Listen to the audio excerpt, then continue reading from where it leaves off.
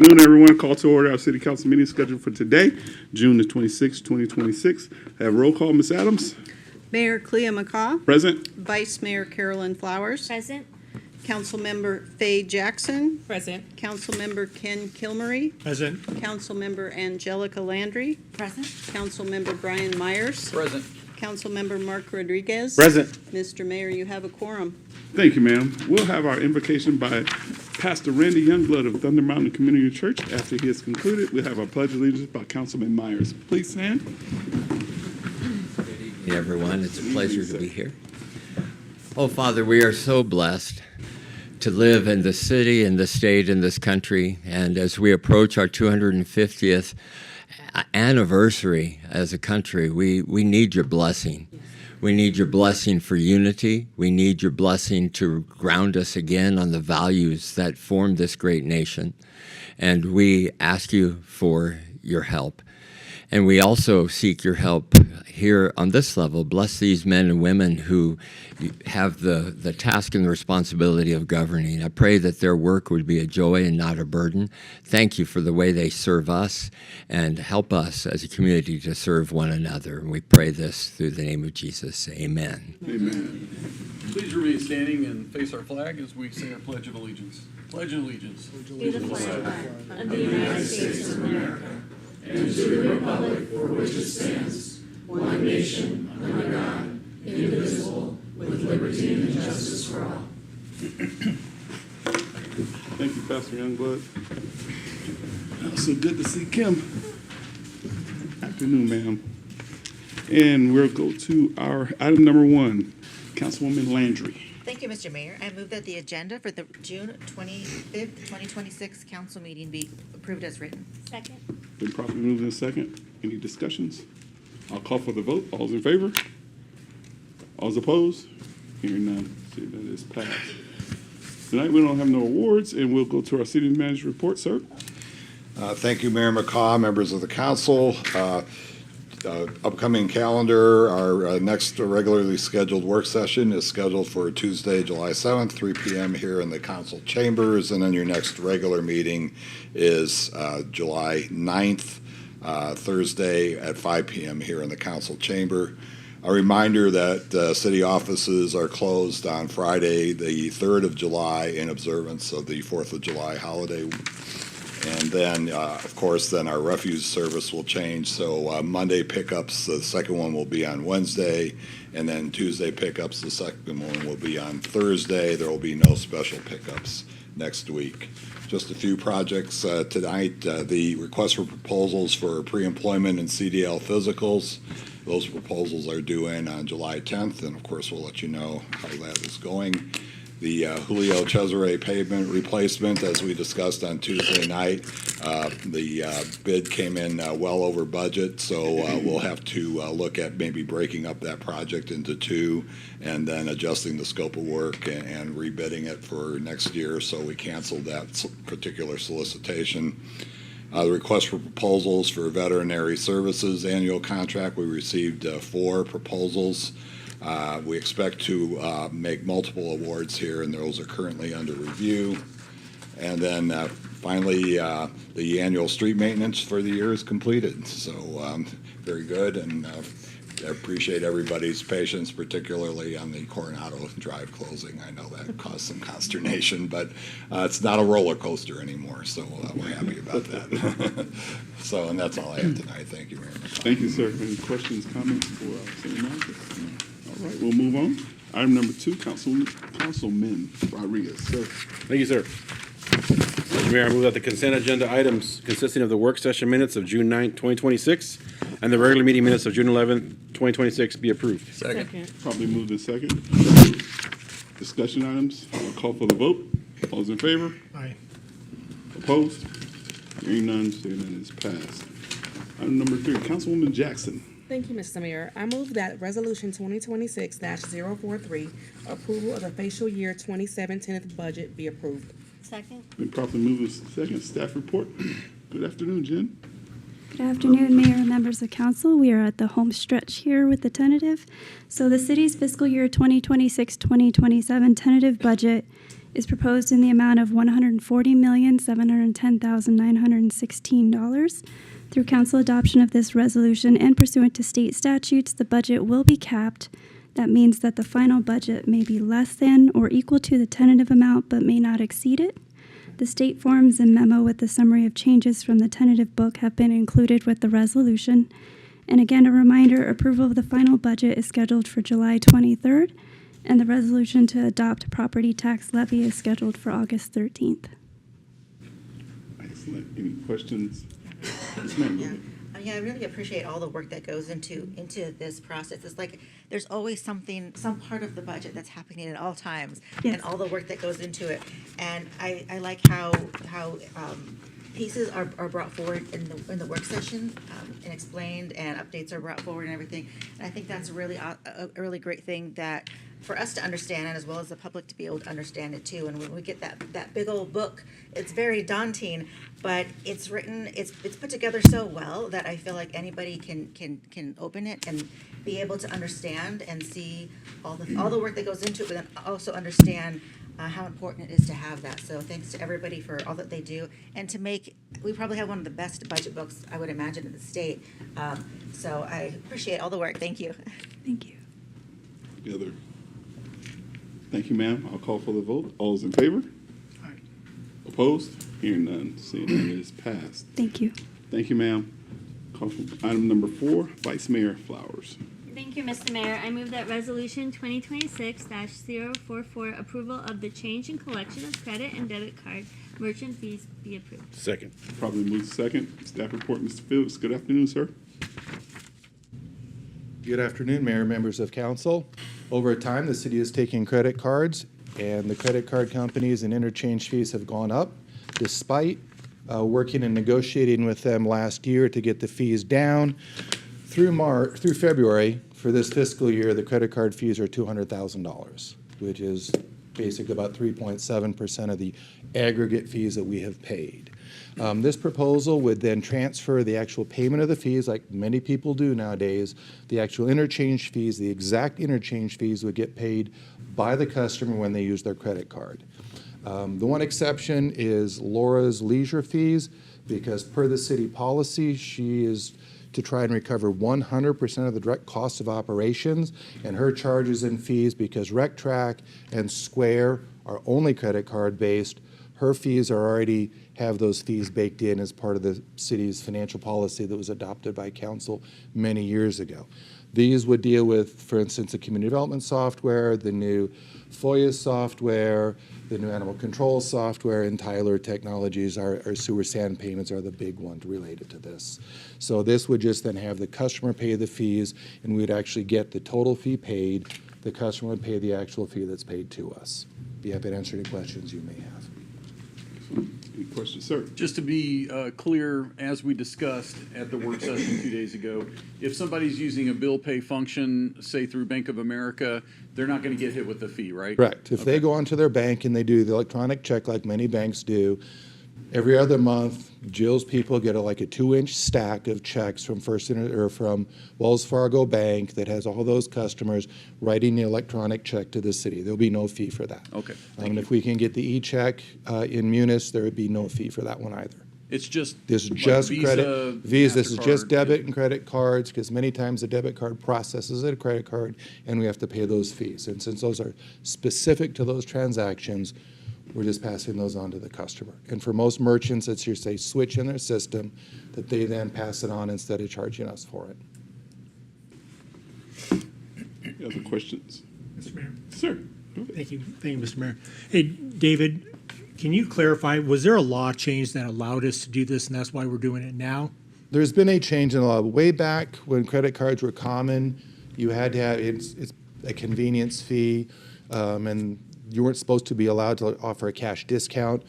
But when you go on, there's been a change, because like if you go to SSVEC and AT&T and many of those, there's no fee for the direct check. There's a fee for the credit debit card. So they charge it as a convenience type fee, but it is now allowed to be passed on. Okay, and this is within the last year that merchants and It's now more us. than a year. It's just we've we were looking at the fees, and the fees have been going up and up and up. And the year before was over $300,000 in banking fees. My employee JD and myself talked to the merchant services, and they came back with a new proposal. But despite that, we are still over $200,000 this year. And it was almost a 50% discount in what they were giving us in fees. So $200,000 is with their discount. So obviously, it is starting to become a serious amount of money, and versus changing rates to everybody to cover this. This just has the specific people that are using this option to do it. And fees change based on every card that's used. Like Capital One has 3 different charges depending on which card the customer is using, because they have to recover their rewards that they're giving their people through us. Thank you, David. Excellent. Any more questions? Thank you, sir. I'll call for the vote. All those in favor? Opposed?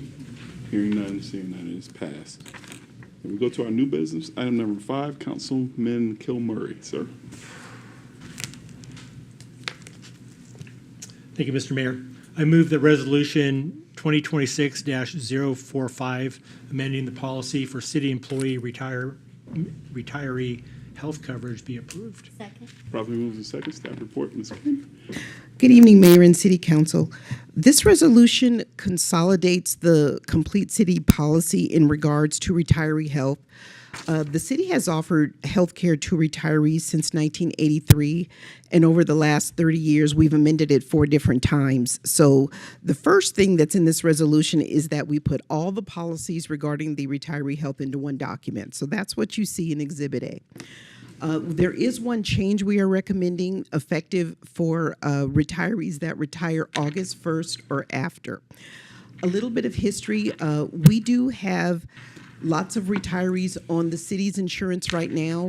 And when retirees have large, high-dollar claims, let's say $1 million claim, it hits our city stop loss, which raises our rates, which could, in effect, raise the rates for the current employees in the future. So it was recommended that we move the retirees off of the city's plan and move them over to the state plan. The state retirement plan is on the United Healthcare Network. It's a very robust medical network. David Felix and I did an analysis, and the services provided by the United Health Plan Network are very comparable to the city. Any city employees that are moved from the city plan, and these will be new retirees, all the existing retirees will not be affected whatsoever. They're grandfathered in. So we're only talking about retirees that retire August 1st or after.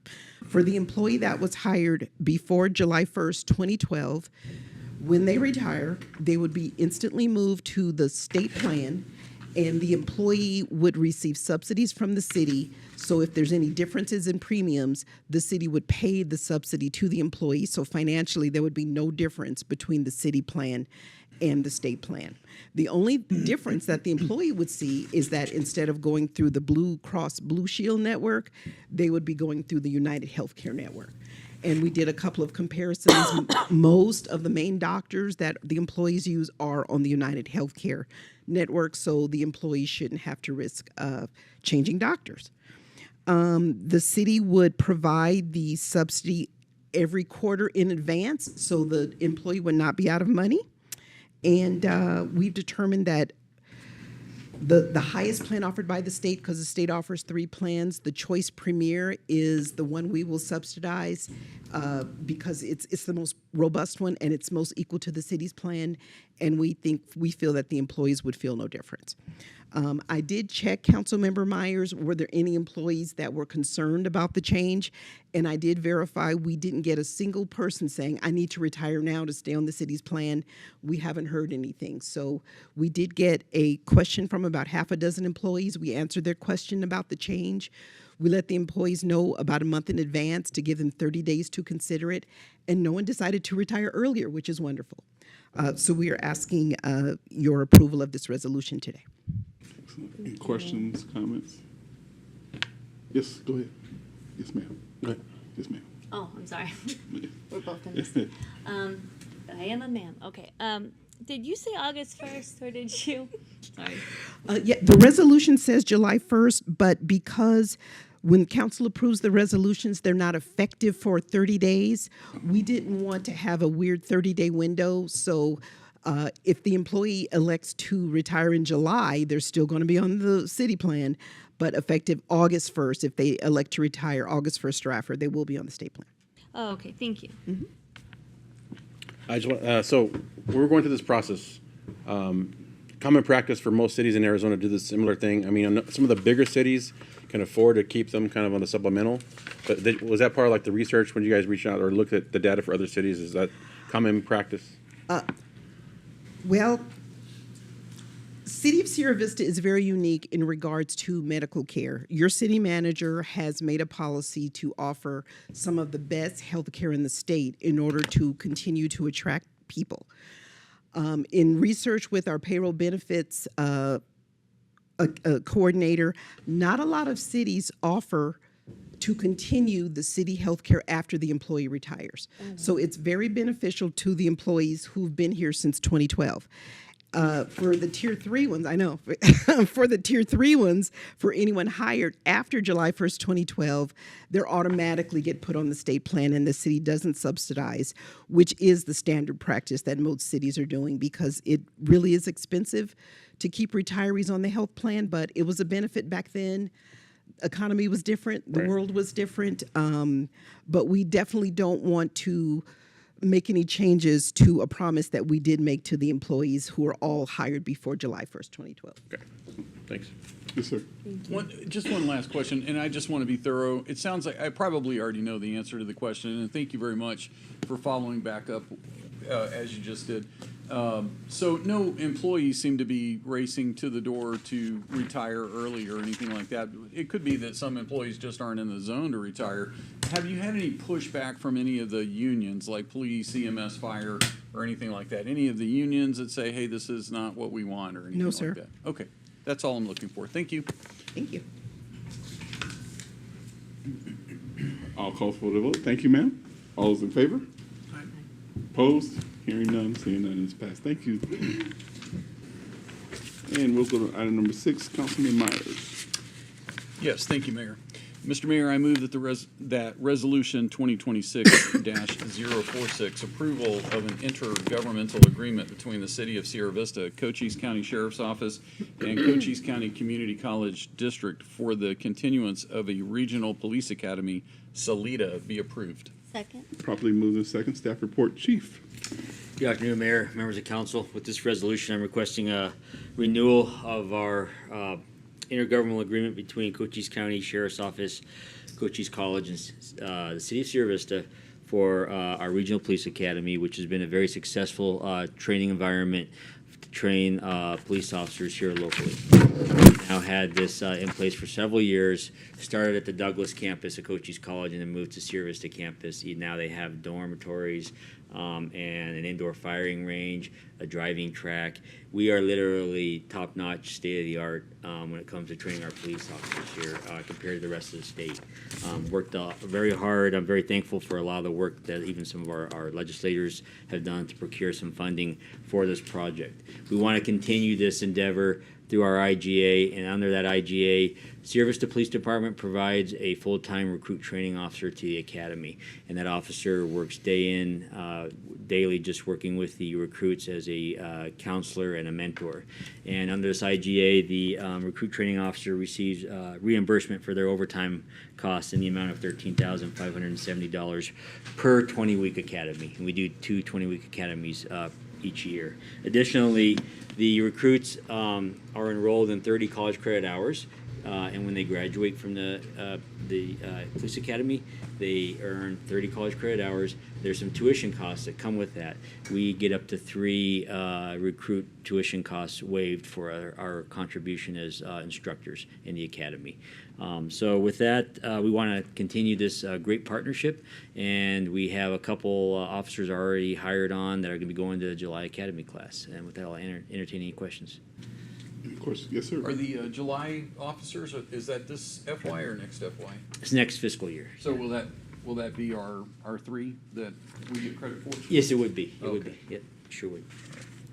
More questions? Yes, sir. Thank you, Mr. Mayor. Chief, does the city pay full freight for all of our candidates going through the academy? Tuition, housing, plus they receive a pay stipend? They receive their salary from the city. They're on our payroll, benefited, and we pay for their uniform allowances. That's all in our budget, line itemed out. Now, depending on how many recruits we hire, if we hire more than 3, we do pay the tuition costs. And there have been some rare occasions where we've hired some recruits that are relocating here, and it's easier for them to go into the dormitory versus and then get housing afterwards. We've had that a couple of times, but more often than not, for our recruits, they have time to relocate here and set up, or they already live here. So the dormitory is usually used for the other agencies that are out of the area, like Graham County, Greenlee County, San Carlos Tribal Police, kind of reserved for that. Very rarely do we have to incur the dormitory cost. Thanks. More questions? I'll call for the vote. Thank you, Chief. All those in favor? Opposed? Hearing none, it is passed. And we go to item number 7. Councilwoman Landry, I'm sorry. Thank you, Mr. Mayor. I move that Resolution 2026-047, approval of the call to election for 2026 mayoral, city council, and general plan be approved. Second. Properly moved and second. Staff report, Ms. Adams. Mayor McCaw, members of council. Arizona revised statutes require that municipalities post a call to election, and we are doing this now because of the passage of your approval of the general plan to be ratified to the voters at your last meeting. The ballot is for the general election ballot. As you well know, there will be 4 council seats and a general plan question that will be put to the voters. This will all be put in a display ad that will be placed in the Herald for 2 weeks in their Wednesday edition, and we will post it all over the place that we can find to post it so that we get the word out to people so that they get out and vote at the general election on the city ballot. As you know, sometimes the general election ballots can be long, and we want them to find us, and we want them to be informed. So with approval tonight, we will go forward with getting those posted and getting the word out and getting this election on the books. Thank you, ma'am. Questions, comments? Yes, sir. Thank you, Mr. Mayor. Hey, Jill, could you remind me again how much it costs and what the deadline is to add the advocacy into the pamphlet? The pro or con arguments will be accepted starting tomorrow and will be accepted through July 15th. The cost is $100, and that's to offset the added cost to the pamphlet that is required to be produced for this particular question. Thank you, ma'am. Mm-hmm. More questions from the guys? Thank you, ma'am. I'll call for the vote. All those in favor? Opposed? Hearing none, seeing none, it is passed. Go to item number 8. Councilman Rodriguez. Thank you, sir. Mr. Mayor, I move that Resolution 2026-048, approval of entering into a memorandum of understanding with the City of Sierra Vista, Skylands Regional Partnership, and Friends of Sierra Vista Area Association in support of the Big Idea Blitz and Cochise County Moonshot programs be approved. Second. The properly moves and second. Staff report, Ms. Cameron. Good afternoon, ma'am. Good evening, Mr. Mayor, members of council. The resolution before you tonight just codifies kind of the existing partnership that we've formed with our regional partners to help support the Big Idea Blitz and the Moonshot. They've grown into pretty big established programs over the last few years. So it's always good to have more partners in the area to help us support those initiatives. The addition, we have some of our partners here tonight. So Melanie and Chris from the Sky Islands Regional Partnership are here, and then Dan and Rebecca from the Friends of the Sierra Vista Area Association are here. And this kind of agreement will just lay out formalize the responsibilities for all of us moving forward and how we all participate in bringing those programs to fruition. Excellent. Thank you, ma'am. Any questions from you guys?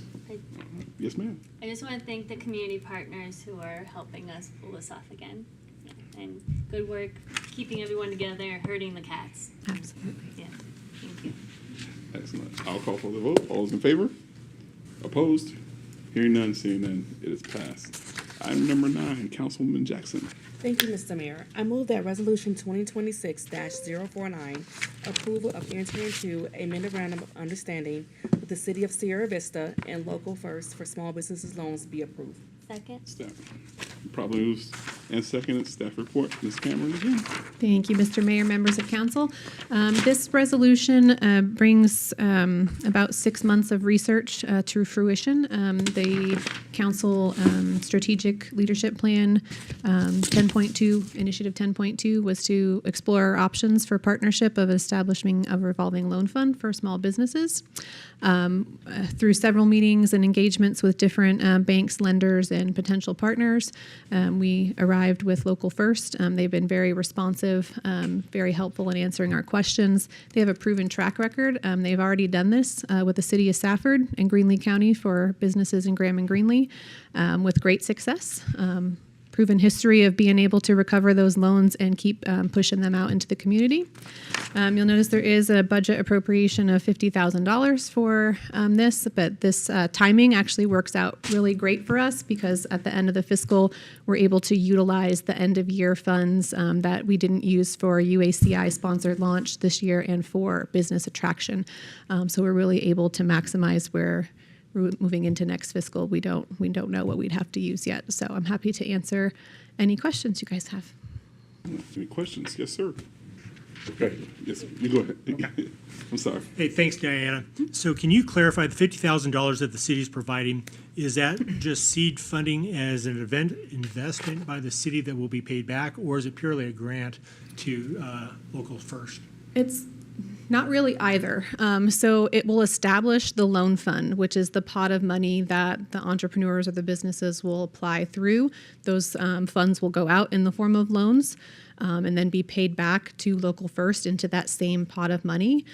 So off the bat in that first year or 2 years, depending on how many loans we give out, maybe 5, maybe more, depending on the size of the loans. And then, of course, it takes time for those loans to be repaid, just like you take out a loan for, 2 years or 18 months. So as those loans are repaid back into that account, it will replenish it. Does that answer? Okay, I think it mostly answers the question. So the funds stay within, the funds that we provide stay within the fund, don't get paid back to the city. Right. They stay managed and they just keep replenishing themselves and going back out. It is part of an endowment or some such, right? Sort of like that? Something like that. Yeah. Okay, good. Thank you. Yep. Councilman Rodriguez. Just the first part, just a clarification for upcoming years. What's the what does that look like? The build out of this year after year. So right now the plan is just to establish it with the 50,000, and then again we never know exactly what to expect with our business attraction fund. Sometimes we use it. We do know that we have another pending usage for it with Black Star Orbital with that agreement. But if there's continued leftover funds through the Business Attraction Fund or through UACI, that we can put more money into it next year. We think it'd be great to do that, and that's just more loans in the future that we can provide. Okay, and with the Business Attraction Fund, that's normally used to do certain things. Like, can you give us some examples of like? So typically, the Business Attraction Fund has to be utilized for very specific things that are on city right-of-way. So, for example, when Popeyes was built, we were able to contribute some of those attraction funds for that project in the form of riprap around their right-of-way. Okay. Stuff like that. Great. Thank you. Obviously, a great program for our small businesses in our community that are like the lifeblood of our community for years and years. Always have been, probably always will be, I hope. So any opportunity that we can have to help small businesses out, appreciate all the work you guys are doing for that. Thank you. More questions? I'll call for the vote. All those in favor? Opposed? Hearing none, seeing none, it is passed. Thank you, ma'am. Thank you. And we go to item number 10, Vice Mayor Flowers. Thank you, Mr. Mayor. I move that resolution 2026-050, approval of entering into an intergovernmental agreement between the City of Sierra Vista and Cochise County for administration of the 2026 general election be approved. Second. Probably moving second. Staff report, Ms. Adams. Mayor McCaw, members of council, now that the election has been called, now we have to figure out how to have it. And this agreement is an agreement that we have used with the county for many, many years, many elections.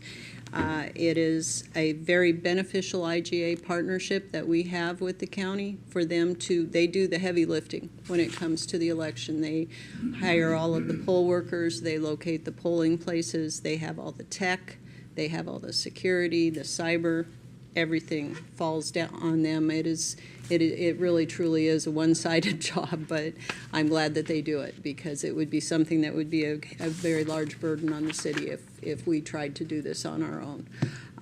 The cost for the election is basically based on the number of registered voters in our county, which currently sits just under $31,000 or 31,000 registered voters in the city of Sierra Vista.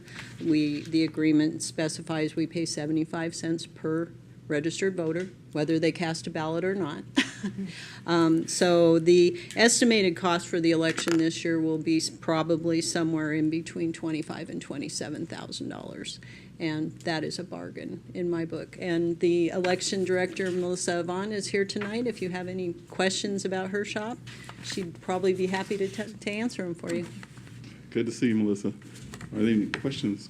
Yes, sir. Come on. Just a comment. So last few years, I've been a poll worker, typically at actually always at the Tombstone Voting Center. And I can attest the great job that the county does in running our elections. I know you're new in the last election. You've got big shoes to fill. They've done an excellent job, very, very professional. The voting centers know what they're doing, and it doesn't run like clockwork, with a bunch of volunteers doing it, but it's very good, and it gives a lot of confidence in how our elections work. And I encourage anybody to take that opportunity to volunteer either as a canvasser or whatever roles as a poll worker to get a deep dive into how our elections work, and then you become an ambassador to the overall community that our elections really are safe and secure, and we can count on the results. Thank you, Mr. Mayor. Excellent. Thank you. You had your hand? Okay. Yes, sir. Just first of all, thanks for everything that your office is obviously doing as well. It's a contentious can be. It's been a contentious year politically, so anything we can do for our local polls to make sure it's a good place to be, a happy place to be. Our polls should be that. It should be a celebration of not living in fear to go out and do your duty to vote. So thank you for everything they're doing to that, and the training that the poll workers get, because I agree. Every time I go to the polls, they're amazing people, and they're all volunteers. And they take a lot of crap from people in our community that yell at them and say things to them, but they're volunteers, and I mean they do get paid for training, stuff like that. But hats off to anybody that really puts their name in the hat to do that. And I don't know if this was brought up before, but it had the wrong date on here on the background. It says the general election. Yes, absolutely. I apologize okay. for that. As long as we fix that before it's filed officially, we're good. Oh, yes. That's it. Thank you. Good catch. And no other comments? I'll call for the vote. All those in favor? Opposed? Hearing none. This passed. Thank you, ma'am. And tonight we have one call to the public. It's Mr. Steve Conroy. Sir, you have 5 minutes. Green light will illuminate. Red means your time has expired. Mr. Mayor, council members, and staff, since 1973, the Friends of the Sierra Vista Public Library bookstore has been woven into the fabric of this community, and over the past 50 years, this last year being our exception, we've provided $20,000 to $50,000 a year to the public library as part of our charter. But because of a host of actions, we, the Friends, now find ourselves in a serious situation financially because of multiple factors, which include our last $20,000 donation to the library, but our increased rents and utilities, as well as a drop in our customer base here in town because of the economy. We've seen some serious financial difficulties where we were forced to consider closing. However, in the last few months, we've been working diligently to kind of move in the right direction.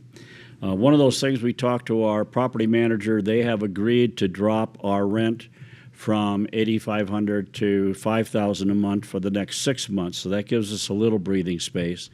We've gone to the community and we've gotten personal donations from people basically in the neighborhood of about $6,000. So that again gives us a little more breathing space. However, we've also started a GoFundMe account, but that's been very limited at this point. I did ask Mr. Rodriguez if he might consider putting this on the agenda so we could have an open discussion on it. But as it is, we'll just move forward. As I mentioned before, we went to the Legacy Foundation, and they were graciously going to give us $10,000, but they made it contingent upon the city giving us $10,000 too. So, since we were a contributor to the library, and we would be a very big supporter once we get our feet on the ground, I'm back to ask the city to reconsider and to look seriously at giving us $10,000, so that we might also get that from the Legacy Foundation.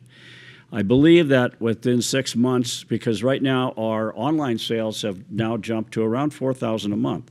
So if we get up to about $6,000, $7,000, that pretty much will cover all of our outlay, and then what we raise in the library or bookstore from the local community, we would then be able to start donating back to the library. But I think with the first step, we would say, if you're willing to give us the $10,000, we would look at that being the first return on money to use. So it'd be a win-win, both for the city as well as eventually for the library. As you know, the Friends of the Library bookstore is more than just a bookstore. It's a place for a lot of our community members who, for one reason or another, don't have kind of a support system or don't have a place to hang out. They don't have a living room to sit in, and so we provide a little respite away from their normal way of life, their normal struggles that they go through, and it's a place that's friendly, safe, and secure for them to come and just take time and relax. So, again, I would ask the city to really consider providing a loan to us that will help in the long run to keep us operational, give us a chance to get our feet fully on the ground, and with the expectation that we would be looking at repaying you. So I thank you very much for your time. Thank you for this opportunity, and I see the librarian lady is smiling very big because she'd like to see that money come back to her. So she won't tell you she wants to support this, but I would ask you to think about it. Thank you all very much. Thank you, sir. And there's no more call to the public, and we'll have a comments request from the council. We'll start with Councilwoman Landry. Thank you, Mr. Mayor. I just want to thank everybody that's here in the audience today. It's always nice to see different faces and familiar faces too. There's lots going on this weekend. It's a busy time of year. I just wanted to share one thing that's happening that the Cochise Amateur Radio Association is putting on. So they will be in the Veterans Memorial Park in Ramada 2 Saturday, the 27th from 11 a.m. and they'll go the full 24 hours until 11 a.m. on Sunday, June 28th. And so this serves as a public open house and also a nationwide emergency communication drill where the clubs, they set up portable self-powered radio stations under simulated disaster conditions. So it's a really cool thing to go to. They can show you what all they do and answer some different questions, and you're able to kind of see live contacts with stations across the country. They do communication with people across the country and across the world, and a lot of different things that I was not aware of. So that's really cool. I just want to share a little bit about their association. It remains an active part of our local community all year round. Their members regularly volunteer to provide communication support for regional events like the annual Christmas Parade, Tour de Zona, NAMI Sky Island Tour, the Bisbee 100, and other different things. So a lot of their members, they assist Cochise County Emergency Management, and they help to ensure public safety and resilience when conventional communication networks are disrupted. So they serve as something that's always available and always there. And I see them, they're also at the Sky Island Challenge too, making sure that people are accounted for and safe, and in case anybody goes missing, that they're on top of that. So that's something that you can go to. It's 24 hours, so you have plenty of time to get out there and check them out. Their main station is on Moston Road, and that's a really cool facility too. So if you ever get the chance, maybe if you stop by on Saturday, you can find a time to go visit their main station in Moston Road. I mean, it's really cool. So I really highly recommend you check that out if you haven't. And also, we're not going to be here next weekend, so we're not going to be here in a meeting next weekend. So I just wanted to remind everybody that don't wait too late to get whatever medicines that your pets need during that time of year. I know it can be very stressful for a lot of different pets. Even thunderstorms can be stressful on some of these animals. So don't wait too late to make sure that they're taken care of. It's also one of the times of year where the most pets go missing. So just make sure that you're aware of where your pets are and they're because you don't want them to go missing. So I want to just put that out there. And also just be safe and celebrate responsibly. I know there's all kinds of things going in the park all day long. It's always a really fun time to see different food vendors, different art vendors, different, like the dance people go out there, company, and different music and stuff. So go out there, have a great time. Make sure you're able to get home safe. And with that, be blessed and blessed be. Thank you, ma'am. Councilman Rodriguez. Thank you, sir. Also this weekend is the Stand Up for Freedom event. Stand Up for Freedom Veterans support, benefiting War Healing Center. It is behind Doc's Watering Hole and behind the War Healing Center itself in that alleyway there. It's always a great event every year. This year it's starting a little bit later because it's normally hot when it starts. So this year they're starting at 4 p.m. going till 9. Some of us in this room will be in the dunking booth, so come out there and dunk us, dunk me, dunk Chief. Try to raise much money as possible. There's even like if you don't want to just dunk, just pay $22 and we get knocked in for that price. So, and that signifies the 22 a day that we lose when it comes to veteran suicide. So, great event supporting veterans. So come out this Saturday. I want to thank code enforcement who's been doing a lot of stuff in our community, a lot of abatements, cleanup projects on properties. I was even happy to hear that we even got some abatements refunded from the state, which you don't normally hear us getting refunds from anybody. So that's really, I'm glad that happened. And with monsoon in full force coming up soon, they're definitely going to have their hands full when it comes to overgrowth and stuff like that. So they'll definitely be busy, and they're down to 1.5 person because one's on light duty. So shout out to them for still doing hard work. I want to congratulate Chief Jones, his upcoming retirement, all his years of service to our city. So looking forward to celebrating that next month. So that'll be coming up. I also want to thank the park staff. They've been doing a lot of hard work at Veterans Memorial Park when it comes to the playground. The community has been really wanting those things fixed, but it's a warranty process that really held it up, which I think was a long time for a warranty process, but that's nothing we can really do to speed that up, unfortunately. But the city staff has done amazing things on their own.